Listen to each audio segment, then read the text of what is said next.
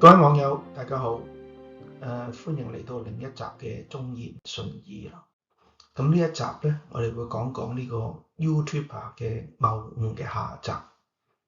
咁如果有啲網友未有睇過上集嘅話咧，我會建議大家先去睇咗上集，再嚟睇下集。咁啊比較一氣呵成啦，同埋個內容會比較連貫嘅。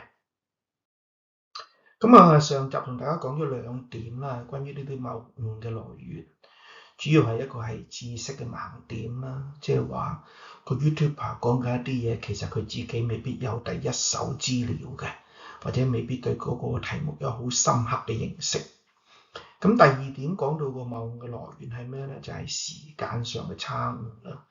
因為好多嘢其實隨住時間會改變嘅，咁個 YouTuber 知道嘅事實同埋呢件事發生嘅時候嘅事實係有分別。雖然佢哋兩個都講緊真話嚇，但係兩個真話本身咧就唔夾嘅。咁今日同大家第一個討論咧就係呢個謬誤來源嘅第三點，就係啲主觀上嘅錯覺。雖然大家都會聽到啦，蕭若元先生經常我哋提議大家都要用 critical thinking， 咁呢個係一個思想啊或者係解難嘅方法。咁我都極之支持蕭生呢個提議。但係大家可能要諗一諗，要好小心就話，好多時我哋一啲主觀上嘅嘢係影響到我哋點樣諗嘢嘅。雖然你話我有 critical thinking， 但係大家可以再問一問自己，你呢個思想上嘅基礎係建設喺邊度？係建設喺你過往嘅經驗同你嘅學識。而因為咁樣咧，如果呢樣嘢係有誤差嘅時候，你得出嚟嘅結果咧就唔會正確嘅。就像正如好似張國榮嗰首沉默是金講句一樣是錯嘅永不對嚇。咁今日舉咗個例子俾大家睇緊咧，就係話關於呢個身份證嘅問題啦。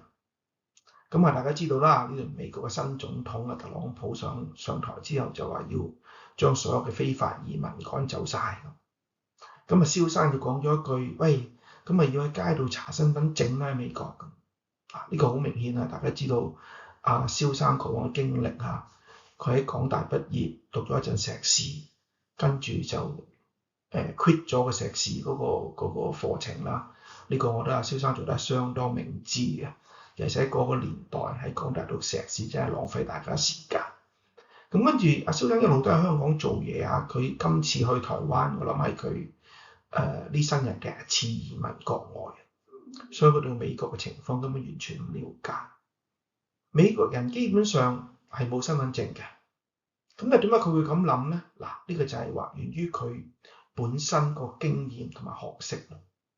我哋喺香港長大，係咪？香港嘅所有合法居民咧都係有身份證，因為香港嘅法例要求你係要有身份證你冇身份證你係違法嘅。但係美國係冇呢個要求。雖然跟住嗰集蕭生都改咗啦，喂，有啲人係用車牌或者係用呢個 social security card，但佢嗰樣嘢咧就唔係完全正確喎，俾大家聽。點解咧？我就喺美國住咗10幾年啦佢講啲所有啲車牌呢啲全部我都有嘅 social security card。咁第一樣大家講一個美國好基本嘅精神先。喺美國一樣嘢分得好清楚，就話第一就係你個 right， 所謂你嘅權利。第二就係你嘅 privilege， 就係你嘅特權。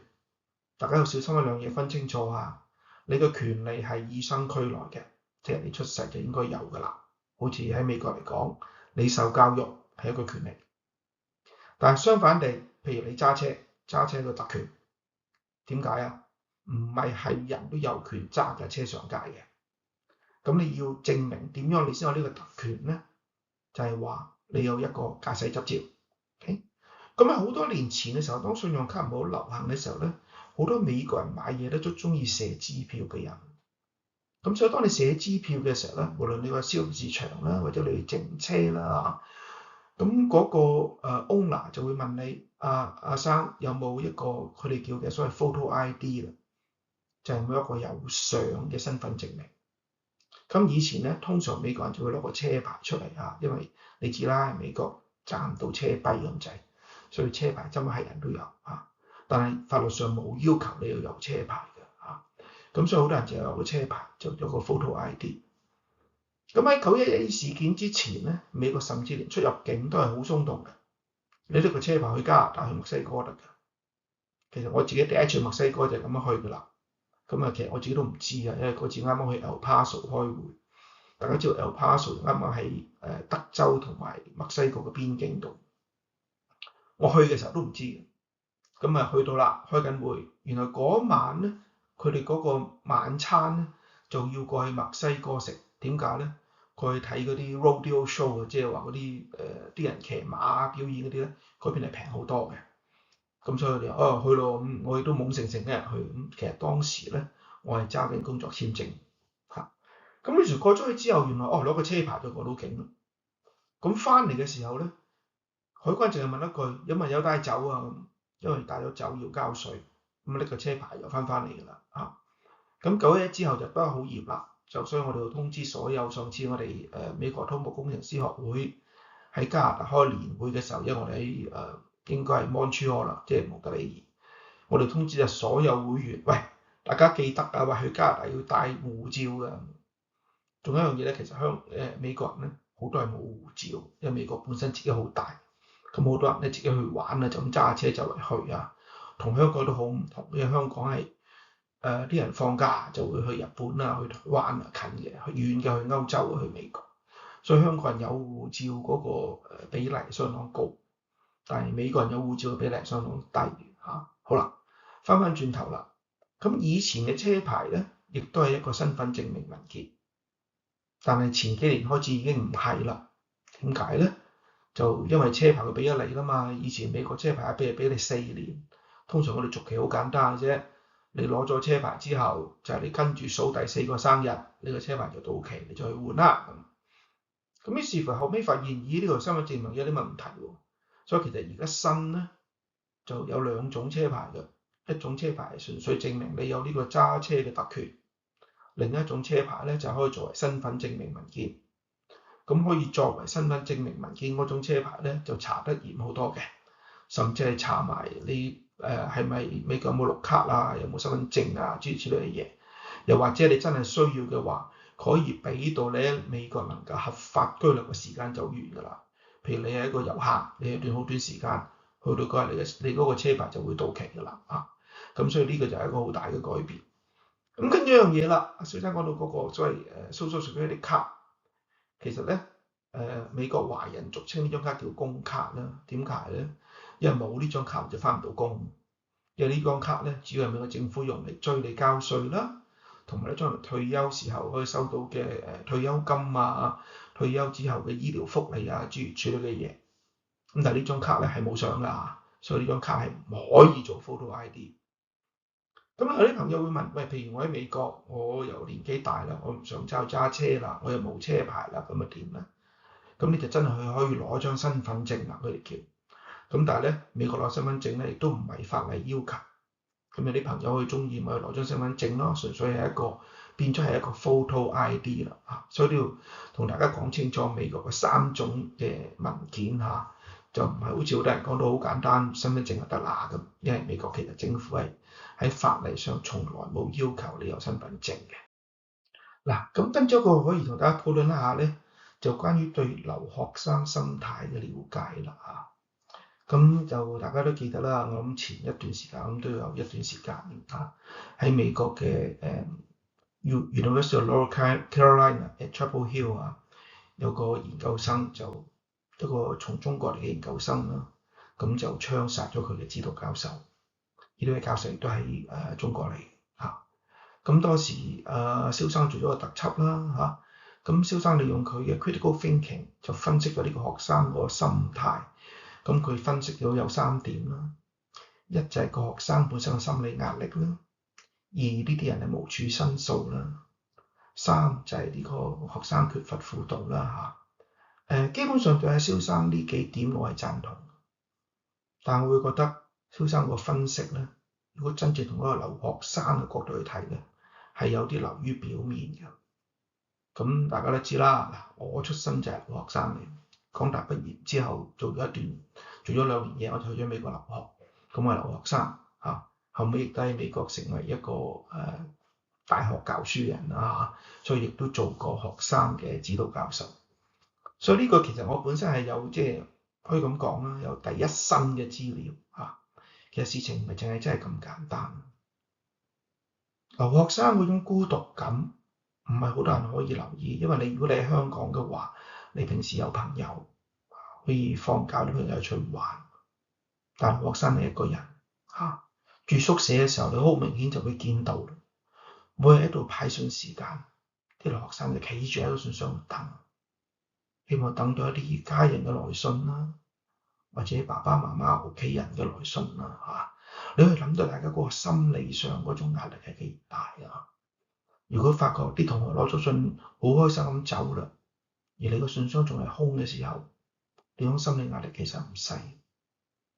第二樣嘢大家諗一諗，就係你經濟上嘅壓力咯。尤其是一啲比較窮嘅留學生，好似我哋呢啲咁，係憑咩生活啊？係靠獎學金，靠做助教、做研究助理，賺嗰份薪水去生活，甚至有啲朋友係要靠呢筆錢去養妻活兒啊。因為有時讀緊研究所啦，啊，台灣叫研究所啦，香港叫研究院啦。有好多人已經結咗婚，有小朋友，大家可以想像得到嗰種經濟上嘅壓力。咁呢樣嘢係考試啦，學術上壓力啦。大家可以諗，喂，你哋呢啲都係讀書好叻㗎啦，出德國讀書都學霸嚟嘅，要合格有幾難啊？冇錯，合格好容易㗎。但係我哋作為呢種留學生，係咪合格就得咧？係唔得㗎。我哋係要考第一㗎，係要做到全班最好嘅。點解啊？我要靠獎學金生活啊嘛。大家可以想像到，當你每一次去考試，考每一個試，自己都係要名列前茅，個壓力幾大。所以呢啲好多時候都唔係一個未曾真正經歷過呢種人可以講得出嘅嚇。所以大家睇到就係話，蕭生講咗呢3點係正確嘅，但裏邊有啲更深入嘅嘢，其實佢係唔可以提得到。如果好多朋友好有興趣想了解下留學生嗰種心態啊，我會建議大家睇一睇于麗華老師嘅書。咁于麗華老師就係29年出世啦，喺國內出世，後尾跟住家人就移居咗台灣。咁咪就大概1950年代初期就喺台大畢業嚇，大家都想像到啦，呢啲都係學霸嚟嘅。咁佢就出咗國去咗美國讀書，咁之後就冇翻過台灣嚇，直到1920年啦嚇，咁嗰時差唔多90歲，因為染到 Covid 而去世嘅。咁于老師出國嘅時候就1950年代嘅台灣啦嚇，當時台灣有句好流行嘅言語係叫咩咧？就係來台大，去美國嚇。呢一句順口溜咧，今日已經改咗啦，好多人就改成咧就來交大，去台積。咁大家知道積電咧每年發嘅花紅係相當多，係講緊幾十個月啊！你冇聽錯啊，係講緊幾十個月糧。咁于老師因為佢自己本身出世係留學生啦嚇，亦都喺美國居留咗好耐，所以大家喺佢嘅小説裏邊咧嚇，我呢度寫咗幾本俾大家睇一睇啦嚇。有幾本譬如郵件中女。富家的兒女們，美國的來信，喺呢幾本書裏邊咧，就大家好仔細去睇咧，就露出好多留學生嘅心態啊，甚至佢啲描寫係相當之仔細啊，包括一啲甚至係留學生之間嘅男女關係，佢都寫得好仔細。咁如果大家真係想去了解一下一啲留美嘅留學生嗰種心裏邊嗰種變化、嗰種壓力。如果大家想知道多一啲嘅話，我建議大家去借一啲呢啲書去睇一睇下。咁啊，另外一啲就關於嗰個旅遊景點一啲描述啦嚇。大家知道啊，蕭生移咗民台灣之後，可能有啲處於一個半退休狀態啦，時間比較多，所以有啲時候佢會去下美國啊，去下美國西岸啊，去下澳洲啊、紐西蘭咁樣。大家睇到佢介紹嘅旅遊景點咧，佢自己相當之興奮，即係可能其實佢以前因為工作太忙，所以我諗佢以前都相當少時間去周圍去啊。咁但係其實呢啲景點對好多觀眾嚟講係唔係好有興趣咧？咁呢個我諗阿蕭生可以考慮一下嘅。譬如佢講到紐約咁，我太太話去過紐約，冇10次都有8次。你話講雪梨，係冇10次都有8次。咁如果你淨係好似雪梨舉個例子咁樣，你想講下呢個歌劇院啊、The Rock 啊、Darling Harbour 啊、Harbour Bridge 啊呢啲咁嘅地方，其實講真係去過雪梨人都去過呢啲地方嚇，所以我就通常都唔會攞呢啲嚟做一個特輯去同大家介紹，除非有啲比較特別啲嘅地方啦，譬如我上次幫大家介紹呢個 Great Ocean Drive，因為一啲比較特色啲嘅地質。可能有一啲唔係讀地質嘅朋友會比較有興趣，知道多啲冷知識啦，或者大家要去澳洲嘅 Perth 咁可能會介紹下嗰個 Wave Rock 啦，我唔知有幾多朋友會去過啦，遲啲我可能會特別大家睇睇，咁亦都講講嗰個地質嘅形成。如果唔係好多時呢啲咁嘅流於一般旅遊形式嘅咁嘅介紹，其實對於好多網友嚟講唔係好大興趣嘅。反為個做法好似吳志森咁樣放咗喺條片嘅後邊，佢都自己好明顯係一個遊客咁俾大家睇咧，影啲片，咁大家有興趣咪睇咯，唔有興趣咪跳過咯，係嘛？咁呢個做法我諗係比較合適嘅。咁另一個好常見嘅主觀嘅錯誤係咩咧？就係好多人都話，我講嘢係最清楚噶啦，我寫本書就寫得最清楚噶啦，係就係唔係咧？咁呢個純粹係好主觀嘅嘢。呢句如果用翻阿蕭生嘅 critical thinking 去諗咧，咩叫講得最清楚啊？咩叫寫得最好啊？係邊個話？係個作者話啊，又係讀者話咧？係個講者自己講啊，又係聽書嗰人講咧？嗱，我自己本身喺大學教書都教咗30幾年啦。如果你計埋我讀完大學之後喺黃克競嗰啲教 part time，教咗40年書。咁嘅時候，你會發現一樣嘢好特別嘅時候係點解咧？你每一次去講書，如果你係一個負責任嘅老師，你都會諗過你應該點講。你覺得如果有一個好啲嘅方法講嘅話，你會用個好啲嘅方法去講。所以其實當你企上個講壇講嘅時候咧，你用嘅方法，起碼喺嗰一個時間，你係覺得係最好嘅方法㗎啦。如果唔係，你有啲唔負責任啊。等於同位老師去寫教科書嘅時候，佢喺度寫，佢都會用一個最好嘅方法去寫。但係小心一樣嘢，你覺得最好唔等於人哋覺得最好。如果你曾經好似我哋咁受過一啲好基本嘅教學訓練啊，去學一啲所謂學生嘅或者教育嘅心理學，你就會知道喺人嘅嗰個性格上面咧係有幾種唔同嘅人，所以老師有幾種唔同嘅人，學生幾種唔同嘅人，寫書嘅有幾種唔同嘅人，讀書嘅又有幾種唔同嘅人。如果呢個兩種人佢哋嗰個格係夾嘅話，即係話個老師同個學生嗰種性格係同一款嘅，係夾嘅話，好多時呢個學生都會覺得呢位老師教得好好。而當佢同呢個學生嗰個性格係唔同 type 嘅時候，佢就會覺得教書唔知佢講乜嘅咁樣啊。所以你話一路講我教得最好咩嘅時候，呢個係冇乜意義嘅説話嚟。但係無可否認咧，有啲嘢即係話蕭生好相當博學啊。所以最近我聽佢講完呢個佢嗰本書啊，關於個明英宗嘅時候，咁我突然間就明咗一樣嘢啦嚇。因為蕭生開場就講咗啦，明朝16個皇帝。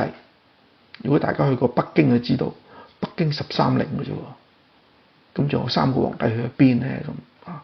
本來我數來數去都數唔到，因為一個就係大家記得朱元璋啦，因為死咗喺南京啦，咁明惠帝就唔見咗啦，咁第3個數來數去都數唔到，咁啊多謝蕭生啦嚇，佢就講咗俾我哋聽，原來嗰個就係阿明英宗嘅細佬，當明英宗翻嚟嘅時候咧，執政翻就唔俾佢13陵，咁所以呢個亦都係一個主觀上嘅錯誤啦，我覺得有啲時候就係話，我講得最清楚啦。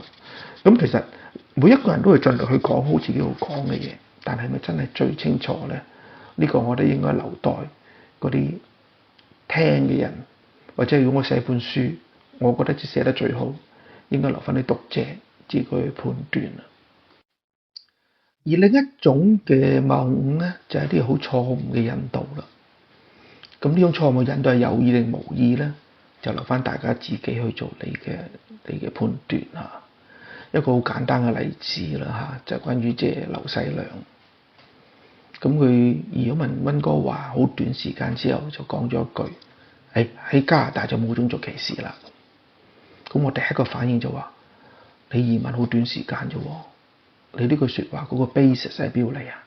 你憑咩話加拿大冇種族歧視啦？所以當時我只係講咗兩句，一就可能你好彩啦，二可能就係話你自己個人唔好敏感。咁我講呢句説話係從第一身去講嚇，我自己有親身經驗。我讀完博士之後，第二份工啦嚇，第一份工我去咗波士頓，第二份工我去咗 Texas，去做助理教授嘅時候，我就同太太去睇屋。通常你知啦，嗰啲發展商唔好大嗰啲咧，就你去睇個發展商，其實就自己喺屋裏邊招呼你嘅，因為佢自己買埋間屋咧，就連個佣金都賺埋。咁睇咗一陣之後，我太太突然間問我一句：喂，你有冇發覺咧？嗰個承建商招呼晒所有人都冇招呼我同你嘅。咁我突然間都感覺到係喎，佢連過嚟同我哋打招呼都冇喎。咁後尾我諗下，其實可能我哋兩個個樣細路咁啦，人哋覺得呢兩條僆仔都唔係嚟買屋嘅咁嚇。但係其實呢啲就係一啲種族上嘅歧視嚟。咁就算你話冇，呢個亦都係一個好點講啊，好冇 basis 嘅一個決定啦嚇。大家諗一諗都知啦。你有3個朋友啊，今日超級市場減價，你通知邊個先啊？都有先後啦。咁如果你好仔細咁睇，呢啲都有一定程度上嘅歧視啦，係嘛？所以開口就話冇種族歧視咁，咁你喺度鼓吹緊乜嘢咧？係咪鼓吹緊加拿大係一個好 perfect 嘅國家咧？定係錯誤去誤導你啲讀者咧？咁呢個大家可以自己做一啲判斷啊。第二個例子我想講亦都係來自劉細良啦。我諗佢唔中意李家超亦都唔係咩秘密嚟。但係咧就好多時開口就將華人同埋真光綁埋一齊嘅，呢個好明顯係一個誤導嚟。因為第一，咁雖然李家超嘅太太係真光嘅咁呢個我冇去考據啊，我信佢當係。咁唔等於華人同真光就會經常係擺埋一齊。第二樣嘢，其實真光香港係有3間真光嘅，咁隨便就將真光咁攬埋一齊，對真光嘅同學相當唔公平。如果大家有睇我第一集嘅名校衛視，我亦因為呢件事，所以我去開台，因為我覺得咁樣係好重嘅誤導成分，亦都代表咗其實佢對當年嗰個年代名校之間學生個互動係完全唔了解。呢個我能夠了解嘅，因為佢自己唔係呢個學校出身咁於是乎就變咗一個係咪一個蓄意嘅誤導咧？呢個我亦都留翻各位網友自己做個 judgment 啦。而第3個例子我想講咧，亦都係來自劉細良佢當年講過，佢話 U of Chicago 收咗佢讀博士。對呢點其實我都講過噶啦，我係有懷疑嘅。因為你話我要睇選舉冇問題啦，睇選舉你咪 defer 一年啦，係咪？佢講到因為我要睇選舉，所以我放棄咗自己個入學嘅機會。呢個第一樣嘢，對啲外向人嚟講就可能呃到人嘅啫。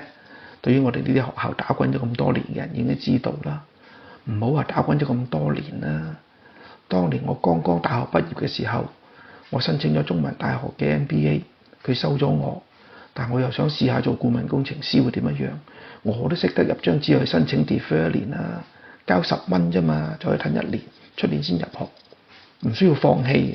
呢個第一樣嘢第二樣嘢就話佢又講到，如果係咧，當年唔係因為咁咧，放棄咗唔去美國咧，將來我就可以成為一個學者啦咁。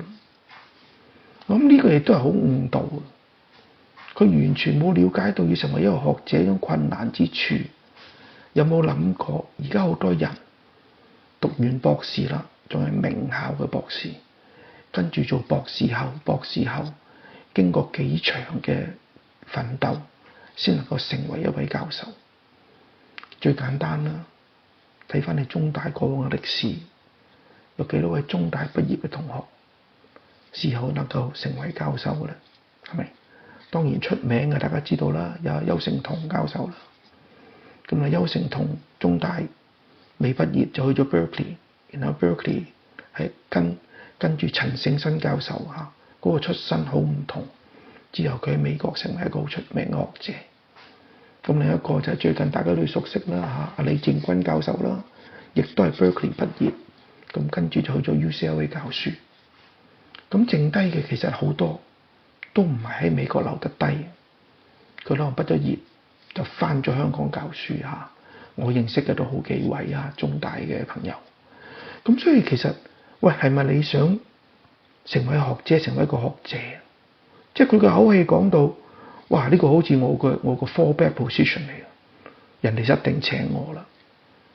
認真啲講句啦，你嘅能力係咪能夠成為一個學者，我都好懷疑。尤其是你嘅語文能力有幾好咧，係咪？佢嘅英文能力大家聽到應該知，就算連中文嘅能力，你經常咁寫稿，係咪好高咧？大家記得前年係兔年係癸卯年。如果大家攞翻佢個特輯出嚟睇翻，連個癸字都讀錯，讀咗癸。反為當時同佢一齊幫手嗰位讀翻書嘅楊繼章都讀啱咗係癸卯年。於是乎，你連個語文能力都未曾能夠好掌握嘅時候，係咪咁容易成為一個學者咧？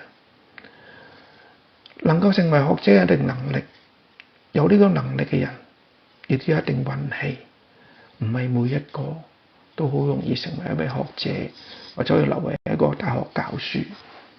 呢個好明顯，我用自己個親身經歷去為大家作證嘅。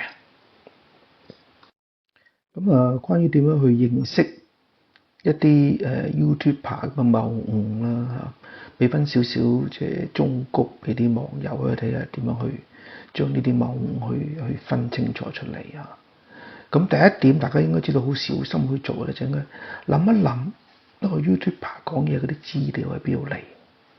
譬如佢嘅資料係咪真係佢第一身嘅經驗因為佢搜集翻嚟因為佢聽人哋再講諸如此類咁有啲比較負責任嘅 YouTuber 佢講得好清楚嘅，譬如有時阿蕭生咁呢個我真係要讚佢，佢講得好清楚。我喺邊度聽翻嚟嘅？阿黃健講嘅，或者係邊個講嘅咁樣。但係都有啲 YouTuber 咧就攞咗人哋嘅資料咧當係自己，咁呢啲有啲個資料都未曾好睇得好清楚咧就當真。譬如好多時我都同大家前面都講過啦啲人講嗰啲美國軍事設備嘅資料，我成日都問你知道點嚟嘅？呢啲美國國防秘密嚟噶嘛，係嘛？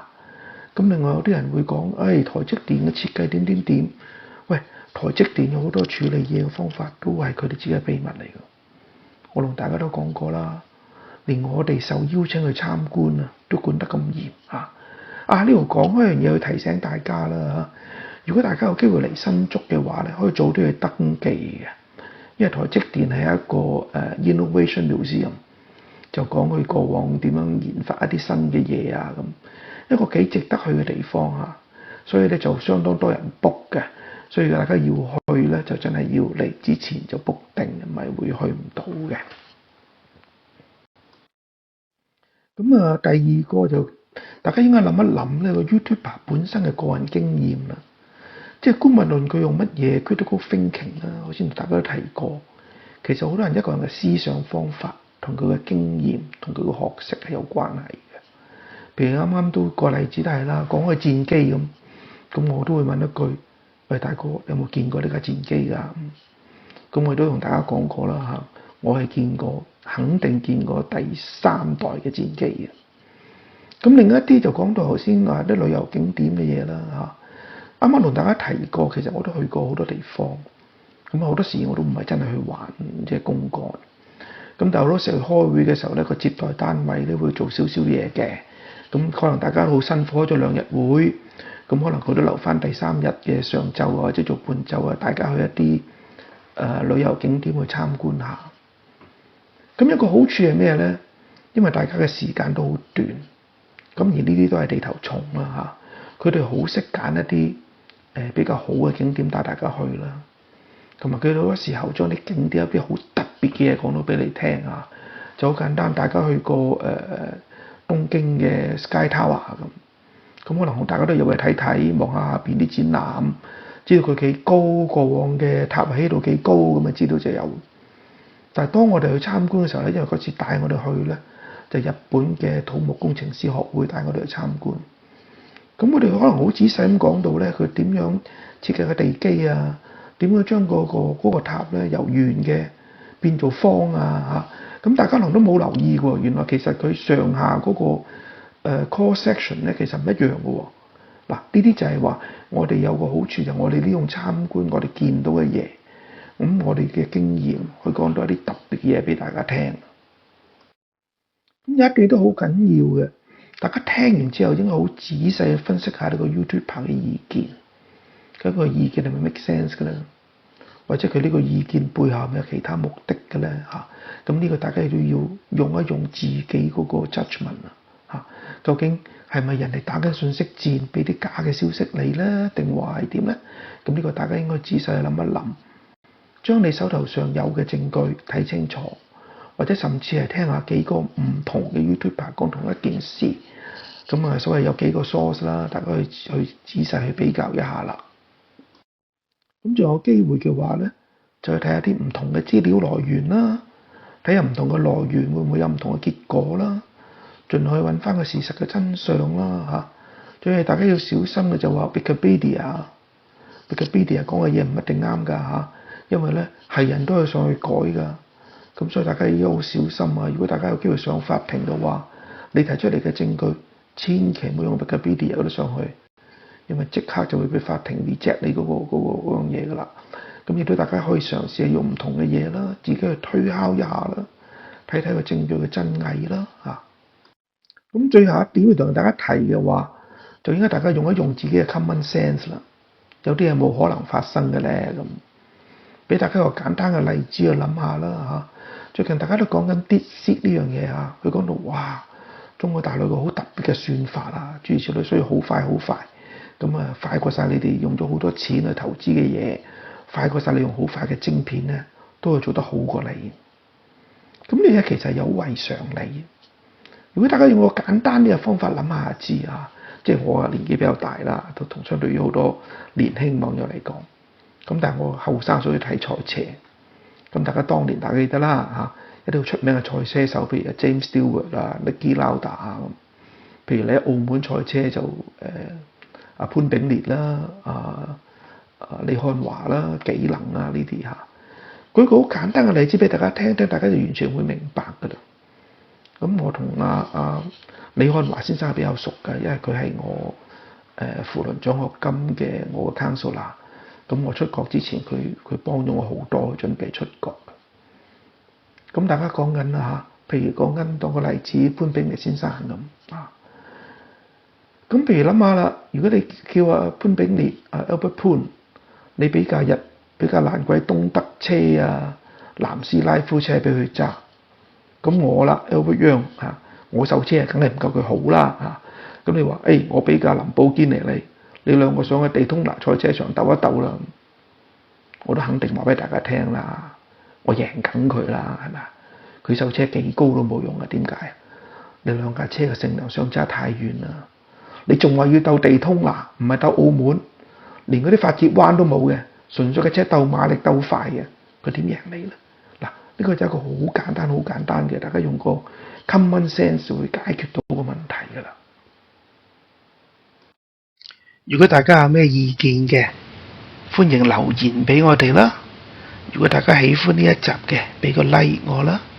同時亦都希望大家同一啲呢方面有興趣嘅朋友去分享呢個頻道啦。當然更加歡迎嘅就希望大家能夠免費加入呢個頻道去支持我哋啦。如果啲網友係唔想公開留言嘅，就可以直接 email 俾我啦。仲有我呢個頻道過往嘅所有嘅 video 呢，我哋都分門別類擺咗喺呢一個網頁上面嘅，大家可以喺度好容易揾翻我哋以往有嘅節目。好啦，同大家講到呢度啦，多謝晒大家。